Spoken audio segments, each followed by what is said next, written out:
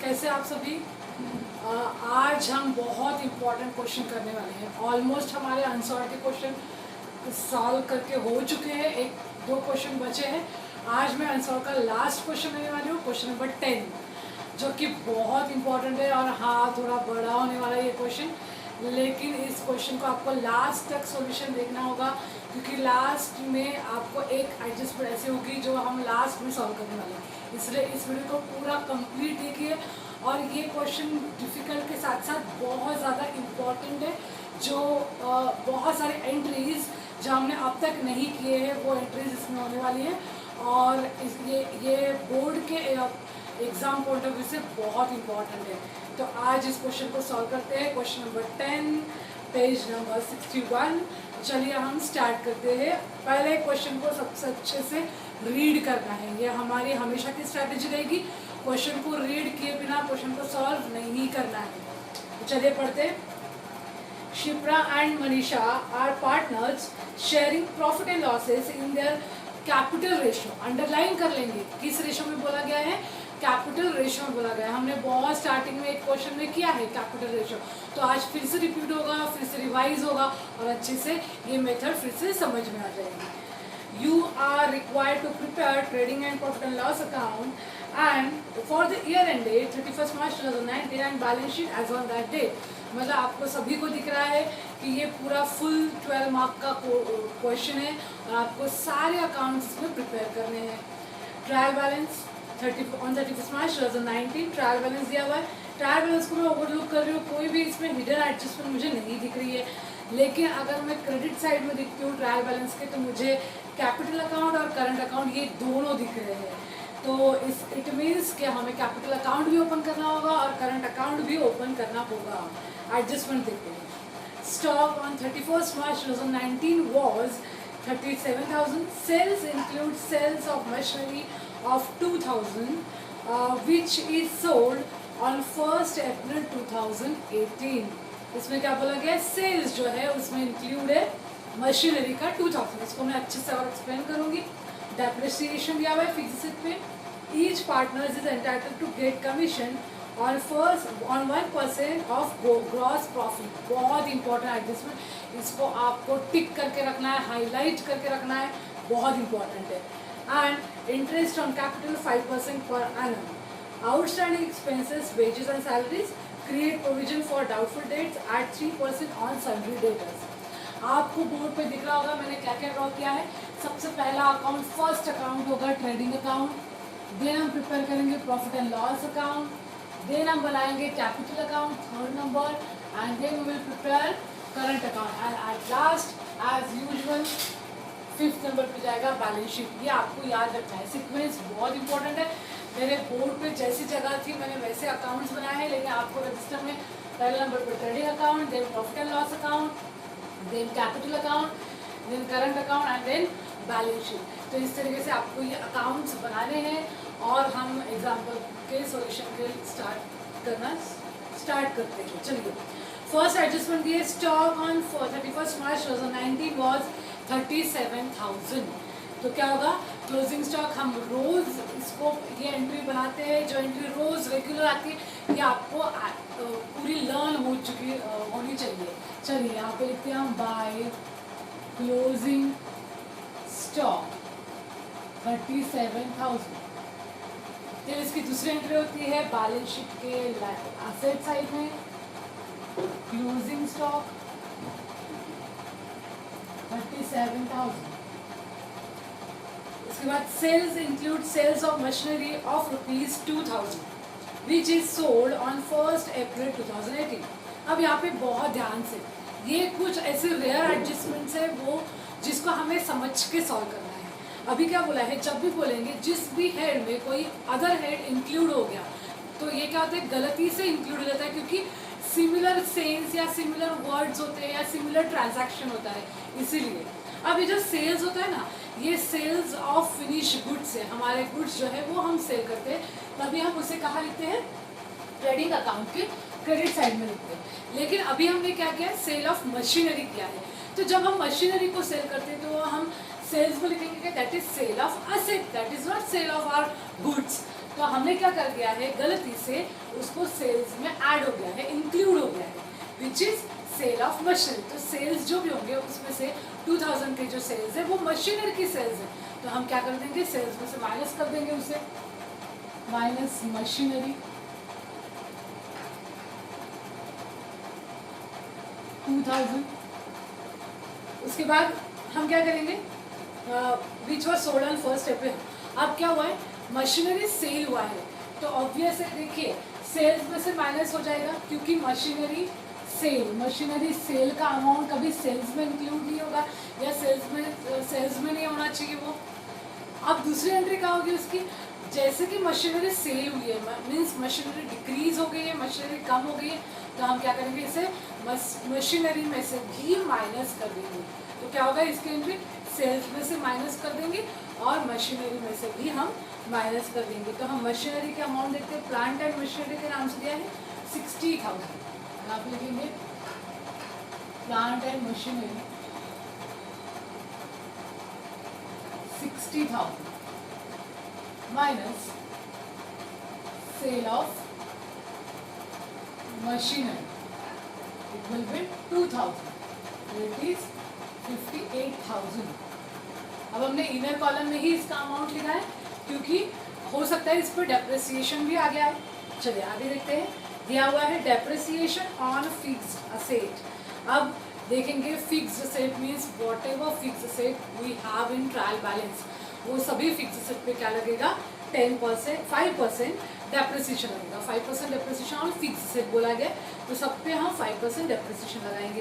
तो यहाँ पे हमें क्या करना होगा, सारे फिक्स असेट ढूंढने होंगे और उन सब पे डेप्रिसिएशन चार्ज करना होगा। और यहाँ पे फर्नीचर है हमारे पास 38,500, तो फर्नीचर पे लगा लेते हैं, फर्नीचर 38,500 माइनस डेप्रिसिएशन एट 5%।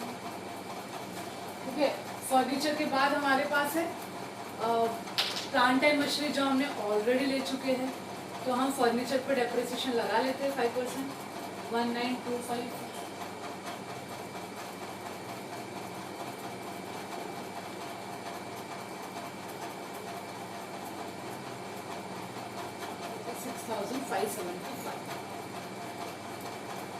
इस तरीके से फर्नीचर पे डेप्रिसिएशन हो गया। उसके बाद प्लांट एंड मशीनरी पे हम ऑलरेडी, प्लांट एंड मशीनरी पे हमने सिर्फ एक एडजस्टमेंट की, इसको भी हम डेप्रिसिएशन शो कर देंगे, माइनस डेप्रिसिएशन एट 5%। यहाँ पे अमाउंट लिखना चाहूँगी मैं 58,000 इंटू 5%, तो 58,000 पे हमें 5% चार्ज करना है डेप्रिसिएशन का, 2,900।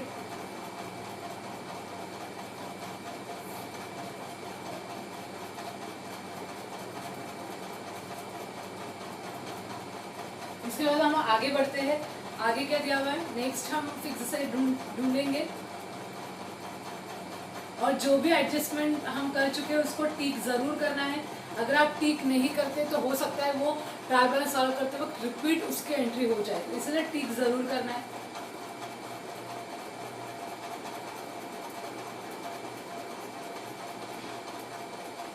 फिक्स असेट, अब बिल्डिंग एक लास्ट बचा हुआ है, लास्ट में दिया है बिल्डिंग 20,000, तो बिल्डिंग को भी लगा लेते हैं हम, minus depreciation again 5%, it will be 1,000, 19,000। तो इस तरीके से बिल्डिंग पे भी डेप्रिसिएशन लग गया। अब नेक्स्ट एडजस्टमेंट देखते हैं, डेप्रिसिएशन की दूसरी एंट्री हमने नहीं की, दूसरी एंट्री इसकी कर लेते हैं। ये एकदम रेगुलर आने वाली एडजस्टमेंट है, डेप्रिसिएशन जो है, तो सभी को लर्न हो जानी चाहिए। तो डेप्रिसिएशन किसके किसके ऊपर है, plant and machinery, it's 2,900, then furniture 1,925, then building 1,000। तो इस तरीके से डेप्रिसिएशन की दोनों एंट्री हो चुकी है, थर्ड एडजस्टमेंट हो चुकी है। अब फोर्थ एडजस्टमेंट देखते हैं, बहुत डिफरेंट है, मैंने पहले ही बोला था, उसे स्टार मार्क और टिक करके हाईलाइट करके रखेंगे। Each partners is entitled to get commission at 1% of gross profit and interest on capital 5% per annum।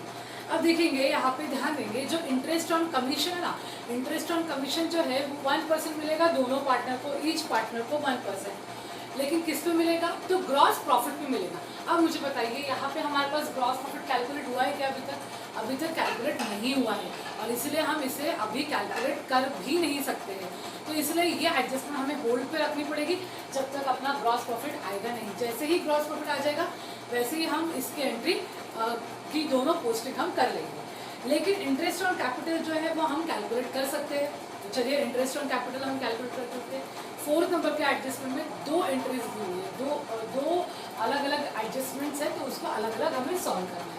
तो यहाँ पे लिखते हैं 2 इंटरेस्ट ऑन कैपिटल। कोई भी एडजस्टमेंट की एंट्री क्या होगी, अगर ये याद रखने में डिफिकल्टी रहती है तो आपके पास लिस्ट है, उस लिस्ट में तुरंत जाके देखना है कि इस एडजस्टमेंट की एंट्री कहाँ होगी। तो इंटरेस्ट ऑन कैपिटल जो है इसकी एंट्री होती है प्रॉफिट एंड लॉस अकाउंट के डेबिट साइड में, और दूसरी एंट्री होती है अगर करंट अकाउंट आपने बनाया है तो करंट अकाउंट के क्रेडिट साइड में। हम करंट अकाउंट कब बनाते हैं, जब हमारे क्वेश्चन में मतलब ट्रायल बैलेंस में करंट अकाउंट के बैलेंसेस दिए होते हैं, तब हमें करंट अकाउंट बनाना है। इतना अच्छे से याद रखना है। तो इंटरेस्ट ऑन कैपिटल में यहाँ पे लिख लेती हूँ P&L के डेबिट साइड में दोनों के नाम शिप्रा एंड मनीषा। शिप्रा का कैपिटल है 90,000, तो 90,000 का 5% 4,500, एंड मनीषा का कैपिटल है 30,000, तो उसका भी 5% 1,500। तो इस तरीके से ये दोनों अमाउंट बाहर निकाल लेते हैं 6,000। अब इसकी दूसरी एंट्री होगी करंट अकाउंट के क्रेडिट साइड में बाय इंटरेस्ट ऑन कैपिटल। दोनों का नाम मैं शॉर्ट में लिख रही हूँ K&M। यहाँ पे इसका रहेगा 4,500 एंड 1,500। इस तरीके से ये एडजस्टमेंट भी हो गई है। नेक्स्ट है outstanding expenses wages and salaries. तो वेजेस तो जाता है ट्रेडिंग के डेबिट में, ये सबको याद रखना है। वेजेस जाता है ट्रेडिंग के डेबिट में। अब वेजेस कितना है वो ढूंढना है हमें, और वेजेस को हमें क्या करना है, टिक करना है। वेजेस दिया हुआ है हमें 800 रुपीज़, तो वेजेस 800 है और वो जाता है ट्रेडिंग के डेबिट साइड में, उसको टिक कर लेना है। और आउटस्टैंडिंग जो है हमेशा प्लस होता है, तो आउटस्टैंडिंग हमें दिया है अमाउंट 200, तो 200 हम इसमें ऐड कर देंगे, तो ये हो जाएगा 1000। और आउटस्टैंडिंग की दूसरी एंट्री हमेशा लायबिलिटी में होती है, तो यहाँ पे 2 आउटस्टैंडिंग वेजेस, और ये अमाउंट जाएगा 200। बहुत अच्छे से सीक्वेंस से आपको पूरे क्वेश्चन को सॉल्व करना है। उसके बाद दिया है सैलरी, तो मैं सैलरी को सैलरी की जगह पे लिख दूंगी। सैलरी जाता है P&L के डेबिट साइड में। सैलरीज जो है 3,500 है, 3,500 ये इसके अमाउंट है। और आउटस्टैंडिंग जो है वो हमेशा प्लस होता है, और आउटस्टैंडिंग की अमाउंट कितनी है, 500 है, तो यहाँ पे आएगा 500, तो इट विल बी 4,000। अब आउटस्टैंडिंग सैलरी जो है वो भी यहाँ जाएगा, आउटस्टैंडिंग सैलरीज ये होगा 500। इस तरीके से outstanding wages and outstanding salaries दोनों एंट्री हो चुकी है। नेक्स्ट हम देखेंगे create provision for doubtful debts at 3% on sundry debtors. अब डेटर्स की बारी आती है, तो डेटर्स हम देखेंगे। डेटर्स हमें दिए हुए हैं, डेटर्स सबसे पहला है 28,000। डेटर्स जाते हैं असेट साइड में, डेटर्स 28,000, उसमें से हमेशा न्यू RDD। आज हमें क्या दिया है, प्रोविजन फॉर डाउटफुल डेट का ही मतलब होता है RDD, और क्योंकि RDD एडजस्टमेंट में अगर दिया है तो उसको हम न्यू का नाम देंगे, और जो ट्रायल बैलेंस पे रहेगा वो ओल्ड रहेगा। तो ये क्या है, provision for doubtful dates means RDD, वो है 3% ऑन डेटर्स। ये क्या लगेगा, हम यहाँ पे लिख देंगे न्यू RDD एट दी 3%। यहाँ लिखूंगे 28,000 इंटू 3%, तो 28,000 पे हमें 3% कैलकुलेट करना है, 840 रुपीज़। इसके साथ और कोई एडजस्टमेंट नहीं है, तो हम अमाउंट को माइनस करके बाहर निकाल सकते हैं 27,160। इस तरीके से डेटर की एक एंट्री होगी। डेटर की दूसरी एंट्री आप सभी को पता है, ये फॉर्मेट ही हमें लिख देना है, चाहे कोई चीज़ें दी हो या नहीं दी हो, कोई भी हेड इसमें से दिया हो या नहीं दिया हो, फिर भी हमें लिख के रख देना है, क्योंकि ये इन बिटवीन अगर कोई हेड आ गया तो ईजी जाता है, गलती नहीं होगी। तो यहाँ पे न्यू आरडीडी के सामने मैंने क्या लिखा, 840 रुपीज़ जो हमने अभी कैलकुलेट किए हैं। इस तरीके से सारी एंट्रीज हमारे सारे एडजस्टमेंट्स की एंट्रीज हो चुकी है। अभी हम क्या करने वाले हैं, ट्रायल बैलेंस को सॉल्व करने वाले हैं। अब ट्रायल बैलेंस में सारे हेड्स की एक एक एंट्री होगी, एक्सेप्ट जो हमने टिक कर चुकी है और जो हिडन एडजस्टमेंट है, तो बाकी सारे हेड्स की एक एक एंट्री करते जाते हैं हम। तो सन्ड्री डेटर्स पहला हेड दिया है, हो चुका है। परचेसेस दिए है 55,000। देन फर्नीचर हो चुका है हमारा, plant and machinery is done, wages भी हो चुका है, सैलरीज भी हो चुका है। देन दिया है डिस्काउंट, डिस्काउंट इज 800, तो डिस्काउंट डेबिट में दिया है तो पीएनएल पे डेबिट में जाएगा। To discount 800। बिल्स रिसीवेबल हमेशा असेट होते हैं तो असेट में जाएंगे।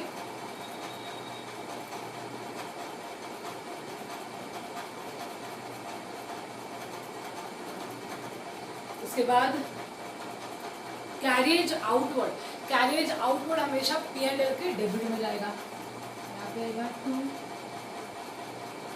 Carriage outward, it is 1000। Then postage दिया है, पोस्टेज जाएगा ट्रेडिंग पीएनएल के डेबिट में जाएगा पोस्टेज। पीएनएल का डेबिट साइड यहाँ मैं यहाँ बचा हुआ बना रही हूँ, सभी को समझ लेना है आपको। बहुत सारे हेड्स होते हैं पीएनएल के, पीएनएल अकाउंट हमेशा बड़ा बनाना होता है।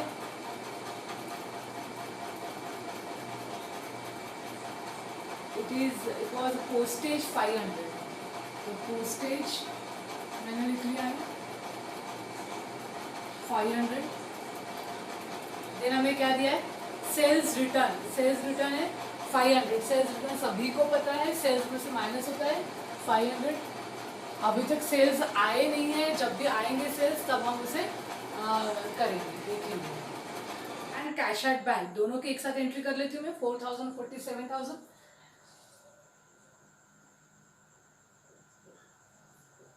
ये है cash in hand, cash at bank, इसका एक्सप्रेशन सभी को पता है, जो कैश ऑफिस में रखा हुआ है वो, एंड बैंक में जो बैलेंस बचा है वो दोनों क्या होंगे, हमारे असेट होंगे। देन हमें दिया है insurance, insurance is again PNL का हेड है। To insurance it is expenses for us 2000। Then we have opening stock 17,800, opening stock हो गया। इसके बाद हमें दिया है ट्रेड एक्सपेंसेस, ट्रेड एक्सपेंसेस भी पीएनएल का हेड है। To trade expenses, trade expenses के बारे में आपको हमेशा एक बात याद रखना है, if only trade expenses is given then it will go on PNL account debit side, and if general expenses and trade expenses both will be given then trade expenses will go to trading account debit side and general expenses तो PNL के debit side में जाता ही है, तो ये बात हमेशा याद रखना है। उसके बाद वेयर हाउस रेंट पीएनएल का हेड है again. To warehouse rent 2,500। उसके बाद एडवर्टीजमेंट 1,000 टू एडवर्टीजमेंट, पीएनएल के डेबिट में 1,000। लास्ट बिल्डिंग हो चुका है हमारा। चलिए डेबिट साइड पूरा कंप्लीट सॉल्व कर चुके हैं, अभी हम जाएंगे क्रेडिट साइड की तरफ। चलिए क्रेडिट साइड में दिया है सबसे पहला हेड सेल्स 1,20,000, अब आ गया है सेल्स 1,20,000। अब ये अमाउंट हम बाहर निकाल सकते हैं 1,19,500 और 1,17,500, 2,000 हमने माइनस करने इसमें से, हो गया ये। नेक्स्ट रेंट दिया है, rent is given on credit side of trial balance, तो रेंट क्या होगा, क्रेडिट में दिया है तो क्रेडिट में लिखेंगे हम, रेंट 1,800। उसके बाद सन्ड्री क्रेडिटर्स, क्रेडिटर्स हमारे लिए लाइबिलिटी होती है, तो क्रेडिटर्स जाएंगे लाइबिलिटी साइड में। Then purchase return, purchase return is 1000, यहाँ 1000 लिख देंगे, तो इट इज 54,000। उसके बाद हमें दिया है discount, again discount is on credit side of trial balance, तो डिस्काउंट क्रेडिट में दिया है तो हम क्रेडिट में लिखेंगे P&L के। By discount 500, bills payable 9000, bills payable liability side में जाएगा, bills payable 9000। Then capital account 90,000 and 30,000। Capital account देखेंगे यहाँ पे मैंने बनाए हैं, क्रेडिट साइड में बैलेंस होता है हमेशा, तो क्रेडिट साइड में हम क्या लिख देंगे, बाय बैलेंस, और कोई भी हेड इसमें नहीं जाएगा। जब भी हम करंट अकाउंट बनाते हैं तो ये जो बैलेंस है सिर्फ बैलेंस लिखेंगे कैपिटल अकाउंट में, और अगर एडिशनल कैपिटल दिया है तो वो हम यहाँ इस अकाउंट में लिखेंगे, और बाकी कोई भी एडजस्टमेंट की एंट्री हम यहाँ नहीं करेंगे। अब उसके बाद दिया है करंट अकाउंट का बैलेंस दिया हुआ है। पिछले कुछ एग्जांपल्स में हमने डेबिट में भी बैलेंसेस देख चुके हैं करंट अकाउंट के, लेकिन आज के क्वेश्चन में क्रेडिट में दिया है। मैंने हमेशा से बोला है कि करंट अकाउंट का बैलेंस डेबिट या क्रेडिट दोनों हो सकता है।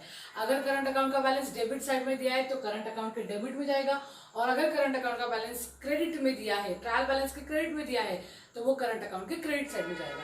तो आज क्रेडिट साइड में लिखेंगे हम 5000 एंड 3000 बाय बैलेंस ब्रॉड।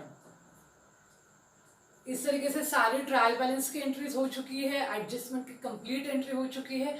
अब हमें कैलकुलेट कंप्लीट एंट्री हो चुकी है, लेकिन एक एंट्री के एक एडजस्टमेंट की एंट्री करना बचा है, जो हमने बचा के रखा था ग्रॉस प्रॉफिट के लिए। क्योंकि जैसे वो एडजस्टमेंट है adjustment number 4, each partner is entitled to get commission at 1% of gross profit. तो ऑफ ग्रॉस प्रॉफिट बोला है तो हमें ग्रॉस प्रॉफिट की जरूरत पड़ेगी, तो ग्रॉस प्रॉफिट को हमें सबसे पहले तो कैलकुलेट करना होगा। तो चलिए सबसे पहले हम ग्रॉस प्रॉफिट कैलकुलेट कर लेते हैं।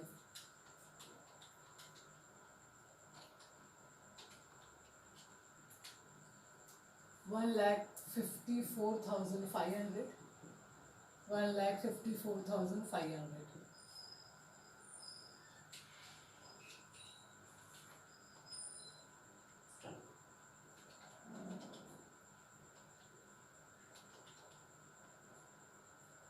$81,700, ये हमारा क्या आया है, ग्रॉस प्रॉफिट आया है। To gross profit, gross profit calculate करके मैंने लिख दिया है। ग्रॉस प्रॉफिट को मैं ट्रांसफर भी कर लेती हूँ P&L अकाउंट के, कहाँ, क्रेडिट साइड में मैंने ट्रांसफर किया है। अब बारी आती है कमीशन की, कमीशन टू पार्टनर्स। इस एंट्री का नाम क्या होगा, कमीशन टू पार्टनर। इसकी एंट्री दो जगह पे होती है, ध्यान रखना है। इसकी एंट्री होती है एक तो P&L अकाउंट के डेबिट साइड में, कमीशन हमने पार्टनर को दिया है तो कमीशन क्या होगा, कमीशन टू पार्टनर्स। तो कमीशन कंपनी के लिए, फर्म के लिए क्या होगा, एक्सपेंसेस होगा, और इसीलिए हमें उसको क्या करना है, P&L के डेबिट में लिखना है। तो शिप्रा एंड मनीषा दोनों को 1% ग्रॉस प्रॉफिट का ना, दोनों का अमाउंट मिलेगी। कितनी मिलेगी, ग्रॉस प्रॉफिट है हमारा 81,700 एट द रेट 1%, तो दोनों को कितना मिलेगा, 8170, सॉरी 817 क्योंकि 1% बोला है। तो दोनों का अमाउंट ऐड करके हम बाहर लिख लेते हैं 1634। अब इसकी दूसरी एंट्री ध्यान रखना है, ये एंट्री बहुत इंपॉर्टेंट है, बहुत कम एग्जांपल्स में देखने मिलती है ऐसी एडजस्टमेंट। तो इस एडजस्टमेंट की दूसरी एंट्री कहाँ होगी, करंट अकाउंट के क्रेडिट साइड में, बाय कमीशन या बाय कमीशन टू पार्टनर्स। ये होगा, दोनों का लिख देंगे हम 817 एंड 817 दोनों का अमाउंट हमें लिखना है प्रॉपरली। तो ये भी एडजस्टमेंट कंप्लीट हो चुकी है, ग्रॉस प्रॉफिट निकल चुका है। अभी क्या कैलकुलेट करेंगे हम, net profit. Net profit calculate करने से पहले सारी अमाउंट बाहर है क्या वो चेक कर लेना है हमें। यहाँ पे 840 रुपीज़ आउटर में आ जाएगा। और अब हम क्या करेंगे, नेट प्रॉफिट कैलकुलेट करेंगे।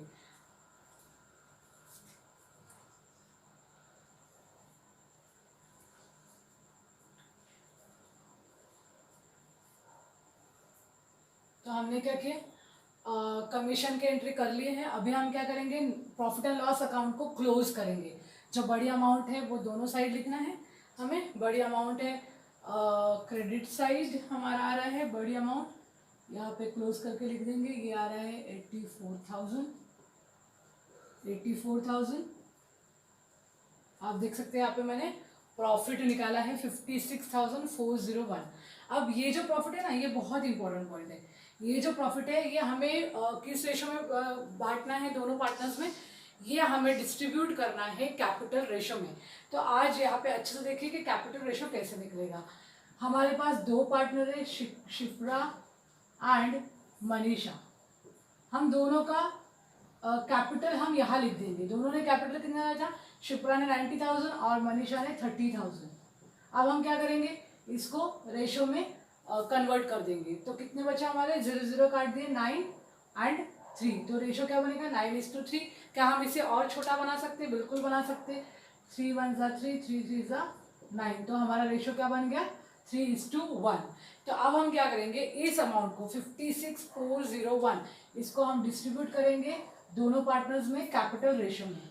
तो शिप्रा एंड मनीषा, यहाँ पे हम क्या करेंगे, 56 मतलब नेट प्रॉफिट हम लिखेंगे 56,401 इंटू 3 डिवाइडेड बाई 4। और यहाँ हम लिखेंगे 56,401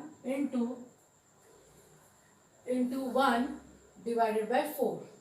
तो इनका अमाउंट आएगा 42,301, 42,300.75 आता है। इसको राउंड ऑफ करेंगे, 0.5 के ऊपर अमाउंट है तो हम इसे क्या करेंगे, 0 को 1 बना देंगे, 301। एंड नेक्स्ट आता है 14,100। ये दोनों अमाउंट हमने यहाँ लिख दिए हैं। देखेंगे नेट प्रॉफिट डिस्ट्रीब्यूट दोनों में डिस्ट्रीब्यूट हुआ है। अब ये जो डिस्ट्रीब्यूटेड अमाउंट है ये हम लेके जाएंगे करंट अकाउंट में। ये ट्रांसफर होगा करंट अकाउंट में। यहाँ पे देखेंगे नेट प्रॉफिट लिखा है 42,301 एंड 14,100। अब क्या होगा, ये पूरा करंट अकाउंट क्लोज होगा। क्लोज होगा मतलब बैलेंसेस निकलेंगे। ये साइड बड़ी है, ये साइड में कुछ भी नहीं था, ये क्या निकला है, बैलेंस निकला हुआ है। अब इस बैलेंस को हमें ट्रांसफर क्या करना है, लायबिलिटी साइड को। वैसे ही हमने कैपिटल अकाउंट भी क्लोज किया है यहाँ पे 90,000 30,000 और बैलेंस भी उतना ही निकला। ये बैलेंस है, मैंने राउंड जो किया है उसे हमें क्या करना है, ट्रांसफर करना है। तो देखेंगे ये जो बैलेंस है हमने कैपिटल अकाउंट के नाम से यहाँ ट्रांसफर किया है 90,000 एंड 30,000, टोटल 1,20,000। और इस बैलेंस को हमें यहाँ ट्रांसफर करना है 52,618 एंड 19,417। इन दोनों का टोटल इतना आता है। अब ये दोनों असेट और लायबिलिटी साइड दोनों के अमाउंट टोटल सेम आनी चाहिए, जो कि आ रही है 2,40,235। तो इस तरीके का ये लॉन्ग क्वेश्चन था जो कि बहुत इंपॉर्टेंट है। और देख रहे होंगे बहुत अलग टाइप का क्वेश्चन है।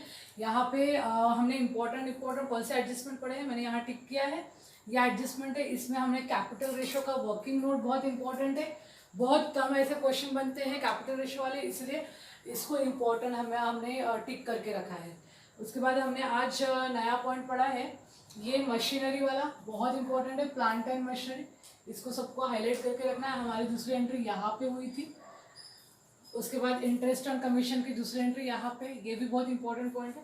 ठीक है, तो इस तरीके से ये क्वेश्चन नंबर 10 लास्ट क्वेश्चन है। और भी हमारा एक क्वेश्चन बाकी है, हम नेक्स्ट लेक्चर में उसे कंप्लीट करने की कोशिश करेंगे।